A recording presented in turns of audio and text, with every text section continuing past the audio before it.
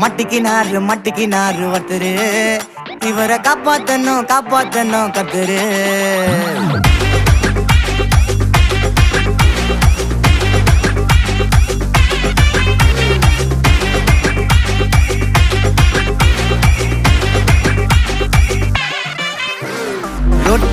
ரொட்டு கடை குருமா திரும்பி உனக்கு வந்து அச்சுது பாரு கருமா வாஷிங் பவுடர் நிறுமா